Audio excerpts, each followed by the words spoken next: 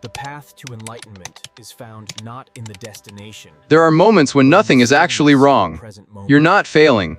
No one is angry with you. The day hasn't gone off the rails. You wake up, the room looks familiar, the light feels ordinary. Your phone doesn't demand anything urgent. Your body moves through the morning without resistance. From the outside, this should feel calm, but it doesn't. You notice it in small, unremarkable moments. Standing at the sink a second longer than necessary. Staring at a screen without absorbing what you're reading. Waiting for something, though you don't know what. There's a constant pressure that never fully leaves. Not sharp enough to call pain. Not intense enough to call fear. Just enough to make you aware of it. Your shoulders stay slightly lifted. Your jaw tightens without you noticing. Your breathing never quite drops all the way down. Thoughts begin to pile up. Not loud ones. Not dramatic ones. Just persistent. You replay a sentence you already said. You reconsider a choice that's already been made. You imagine a conversation that hasn't happened yet. Nothing feels urgent, but nothing feels complete. You check things that don't need checking.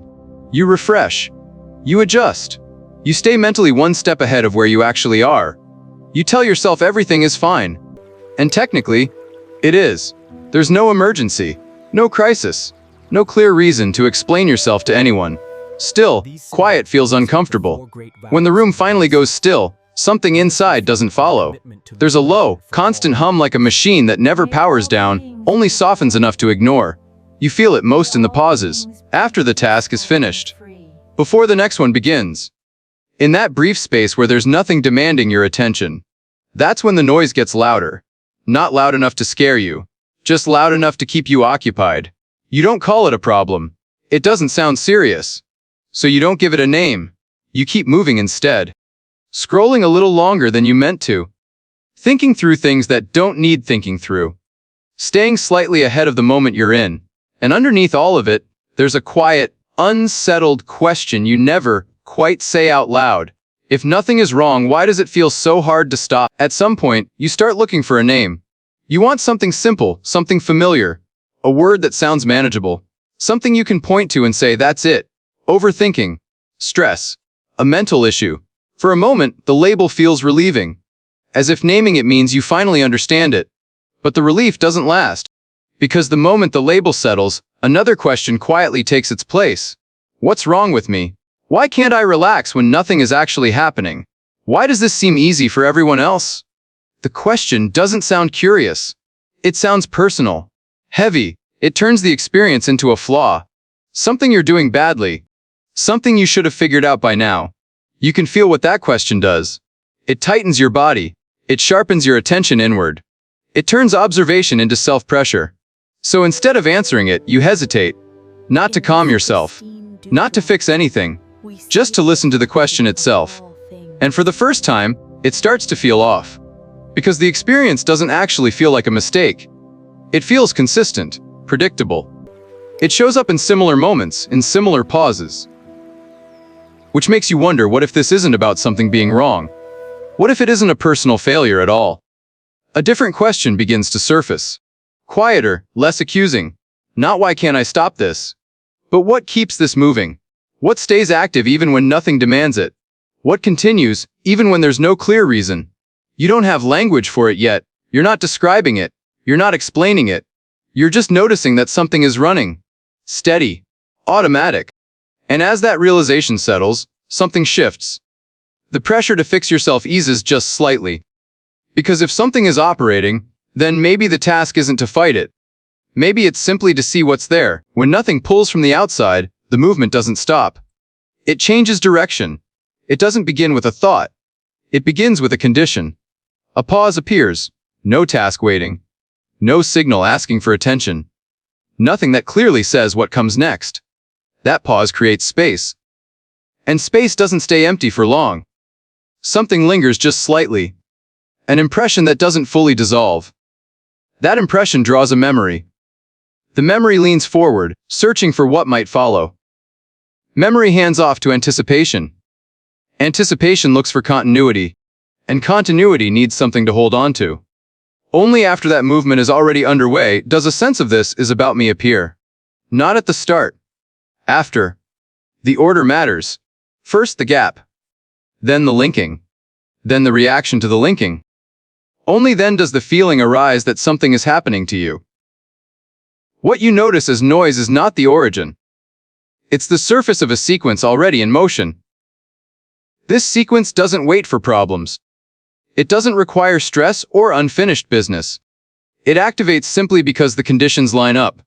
Reduced input creates gaps. Gaps invite internal motion. Internal motion seeks continuity. Not as a decision, as a pattern. Each movement conditions the next. Each moment leaves a trace. The trace quietly becomes the starting point of the following cycle. Nothing needs to choose to continue. Continuation happens on its own. And somewhere inside that flow, identity shows up late attached to the movement, not directing it.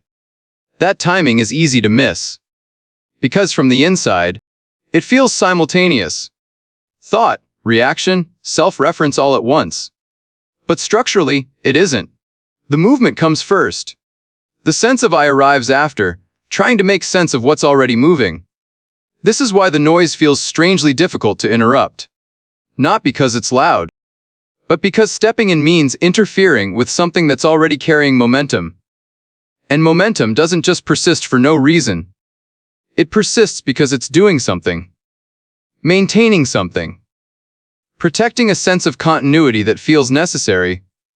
Even when nothing is wrong, that's the part that often goes unnoticed. The loop isn't just running. It's guarding something subtle. Which is why attempts to quiet it don't feel neutral. They feel like a threat even if you can't say to what. At this point, the structure is visible. But its deeper purpose isn't.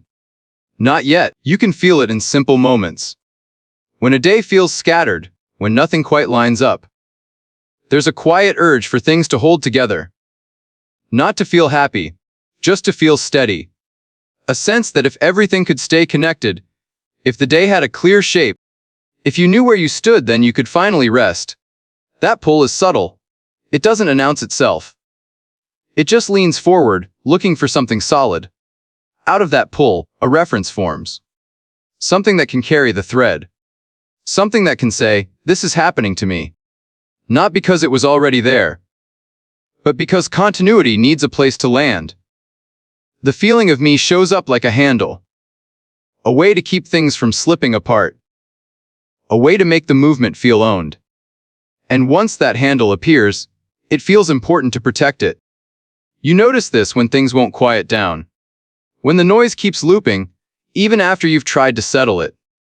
You try to slow it. You try to breathe it out.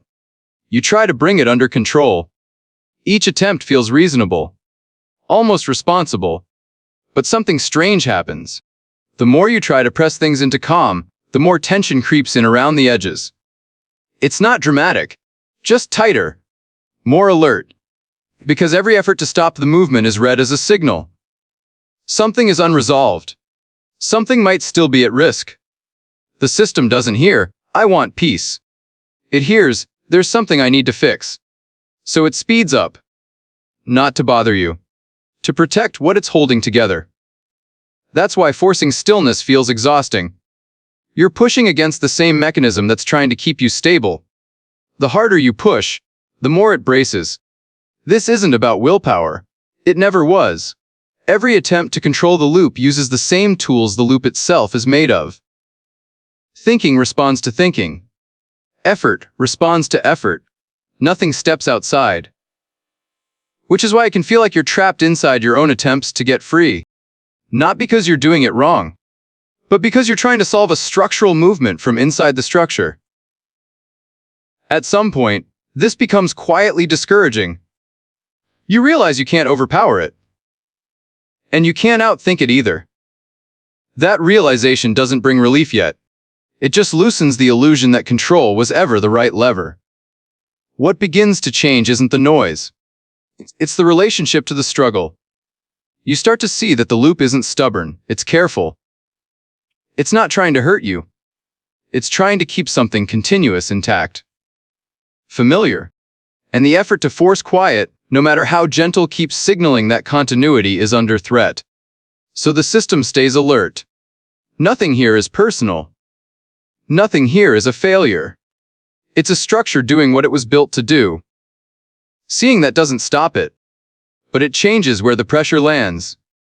And for the first time, you stop blaming yourself for not winning a fight that was never meant to be won. Nothing changes on the surface. Thoughts are still there. The movement doesn't stop. The background noise doesn't suddenly disappear. And yet, something shifts. Not because anything was fixed. Not because the thinking slowed down. Not because you finally understood it. The shift happens somewhere quieter. It begins when the pressure drops. The pressure to make the noise go away. The pressure to calm it. The pressure to do something about it. That effort loosens. Not intentionally. It just doesn't continue. And with it, the tension around the experience softens. The loop keeps moving. Thought still follows thought. Memory still leans into what might come next. But it's no longer framed as a problem you're causing. There's a moment brief, almost unremarkable, when the movement is seen as movement. Not as failure. Not as weakness. Not as something that says anything about you. It's just there. Running. Passing through. Doing what it does. And because it's no longer being argued with, it doesn't pull as tightly. You're not following it. But you're not pushing it away either. The sense of this is me doing something wrong quietly falls out of the picture. Not replaced by a better story. Just absent. Nothing rushes in to take its place. There's no instruction. No internal voice saying what comes next. Just a small gap where blame used to sit. In that gap, the body feels a little less braced. The breath drops slightly lower. The jaw releases without being told to. The loop continues. And it's allowed to. It doesn't need permission. It doesn't need opposition. And because it's no longer being taken personally, it doesn't need your attention. Not all of it. You're still here. The room is still the room. The day continues exactly as it was. But the effort to manage the experience is gone. There's nothing to accomplish in this moment. Nothing to maintain. Nothing to hold together. The movement can run, and you don't have to run with it. That's all. No conclusion. No resolution. Just a quiet easing without anyone having to make it happen. Life keeps moving. Messages still come in. Decisions still wait to be made. Plans still change at the last minute. You answer an email. You choose what to eat. You say yes to one thing and no to another. Thoughts still show up. Some are useful. Some aren't. Emotions still pass through. A moment of irritation. A flicker of doubt. A brief lift of relief. Nothing unusual about any of it. What's different is hard to point to, because nothing looks different from the outside. The thinking continues. But it doesn't pull the same way. A thought appears. It runs its course.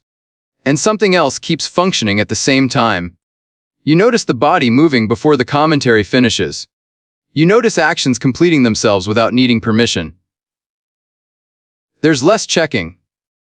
Less monitoring. Less need to stay on top of every mental shift. Not because the mind is quieter. Because it doesn't need supervising. You can think through a problem without getting wrapped inside it. You can feel something rise without needing to resolve it immediately. The day doesn't feel lighter in a dramatic way.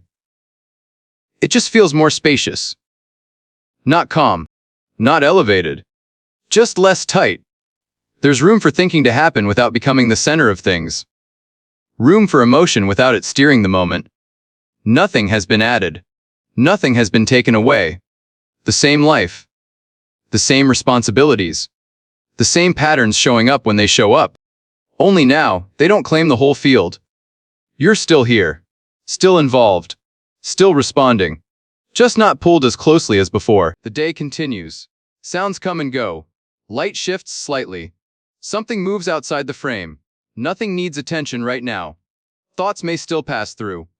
Or not. Either way, the moment doesn't wait for them. Breathing happens. The body adjusts its weight. Time keeps its pace. There's no signal to follow. No point to arrive at. What was noticed stays noticed. What wasn't doesn't need to be. The space doesn't close. It doesn't ask to be held. The screen remains. Then it doesn't. Things carry on without needing to be named. And there's no need to stay here any longer than you want to.